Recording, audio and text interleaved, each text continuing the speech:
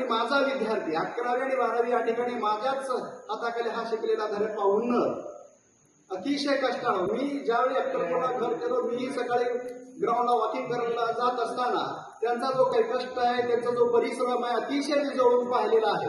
तरीही त्यांनी आता सरांनी सांगितले 2 वर्ष त्यांनी मोबाईलचा त्याग केला. आणि जो व्यक्ती मोबाईलचा त्याग करतो तोच व्यक्ती जीवनामध्ये यशस्वी होतो. आणि याचा एक मूर्तिमंत उदाहरण म्हणजे हा धरप्पा उन्नत आहे. त्यांचंही मुंबई या ठिकाणी भरती झालेली आहे. त्यांनाही त्यांनी हा शुभेच्छा देतो आणि पुढच्या वाटचालीस हार्दिक शुभेच्छा देतो. आता तुम्ही एक शांतता आणि सुव्यवस्था, कायदा आणि सुव्यवस्था राखण्याचं काम तुम्ही करता. आणि करत असताना तुम्हाला माहित आहे पोलिसांचं एक ब्रीद वाक्य आहे, सज्जनांचं रक्षण करायचं आणि जे दुर्जन आहे त्या दुर्जनांना शिक्षा करायचा. याच्याच पावलावर पाऊल ठेवून तुम्ही वाटचाल करावी अशी विनंती करतो. आणि तुम्ही भरती झाला, तुमचं आयुष्य सुखाचा जातो, परंतु मला सांगायचं एकच उद्देश आहे, परंतु ग्रामीण भागामध्ये जे तरुण आहेत त्या तरुणांना योग्य मार्गदर्शन मिळत नाही. मार्गदर्शन जर मिळालं त्या विद्यार्थ्याकडे तो रनिंग मध्ये 800 मीटर असेल, 100 मीटर असेल, हाय जम्प असेल, लॉंग जम्प असेल, पुलअप्स असेल, ह्या सगळ्या गोष्टी करता येत आहे. परंतु त्याला आपण योग्य जर मार्गदर्शन केलं तर तो जीवनामध्ये यशस्वी होतो. आमच्या गावामध्ये मला ज्या हिशोबाने 5-6 वर्ष झालं त्या पोलीसमध्ये भरती होणाऱ्यांची संख्या ही दिवसेंदिवस वाढत चाललेली आहे.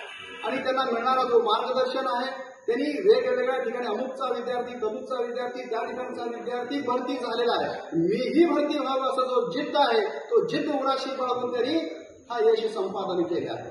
तुम्ही सध्या सोशल मीडिया आहे, प्रत्येकाच्या घरामध्ये मोबाईल आहे, टीव्ही आहे, दृक माध्यम आहे, श्राव्य माध्यम आहे, तुम्ही बघता. आणि MPSC आणि UPSCचा निकाल तुम्ही बघितला किंवा पोलीसचा जो काही मेरिट लिस्ट बघितला त्या मेरिट लिस्टमध्ये सर्वसामान्य कुटुंबातीलच विद्यार्थी 1 नंबर मिळाले आहेत. बीडचा संतोष खाडे असू दे, मोळचा सचिन घोलप असू दे, अनेक असे विद्यार्थी आहेत. उपळाईचे भाजी भाकरे परिवार असेल, अशी अनेक उदाहरणं आहेत. सगळ्या लोकांची परिस्थिती अतिशय नाजूकच आहे. काही त्यांच्या आई वडिलांबरोबर दगड फोडणारे आहेत, काही विद्यार्थी आई बरोबर बांगड्या विकणारे आहेत, काही विद्यार्थी बाबा बरोबर आई बरोबर ऊस तोडणाऱ्या कामगारांचे मुलं देखील या ठिकाणी भरती झालेले आहेत. कारण त्यांच्या मनामध्ये असणारा जो जिद्द आहे, त्यांनी दुसऱ्याकडून घेतलेली प्रेरणा आहे, त्यांना मिळालेलं योग्य मार्गदर्शन आहे. या तिन्हीचा संगम त्यांनी या ठिकाणी एकत्रित करून त्यांचा जो काही संघर्ष केलाय आणि त्या संघर्षाला निश्चितच यश मिळतो. तुम्ही बघा कोणत्याही क्षेत्रामध्ये काम करा, संघर्ष करा आणि संघर्ष केल्यानंतर एक ना एक दिवस तुम्हाला यश मिळतो.